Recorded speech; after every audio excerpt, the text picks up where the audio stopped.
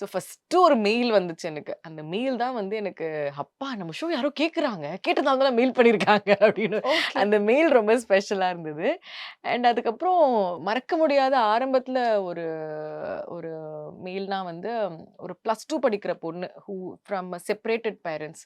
Have okay. She was not able to tell how that was affecting அவளுக்கு எவ்வளோ affect ஆகுதுன்றத அவங்க அப்பா, அம்மா கிட்ட சொல்ல முடியல. பட் அது ஒரு போயமா எழுதி எனக்கு அனுப்பிச்சிருந்தா. ஸோ இந்த ரேடியோ ஸ்பேஸ எப்படி பார்க்குறாங்க அப்படின்னா வந்து எனக்கு அது அப்பத்துலருந்து தான் நான் ரொம்ப ரெஸ்பான்சிபிளாவும் ஃபீல் பண்ண ஆரம்பிச்சேன். சும்மா எடுத்தோமா ஏதோ லவ் இதுன்னு பேசாம, அதுல நம்ம எவ்வளோ ரெஸ்பான்சிபிளா சொல்லணும்.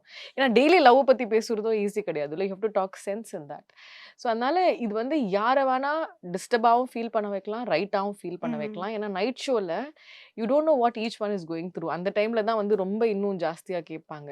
ஸோ நம்ப ஒருத்தவங்களோட அந்த கன்ஃப்யூஷன கிளியர் பண்ண அந்த ஒரு ஒரு சான்ஸ் நமக்கு இருக்குன்னா, டாக் த ரைட் திங் அப்படின்னு சொல்லி அங்கேருந்து ஆரம்பிச்சது தான்.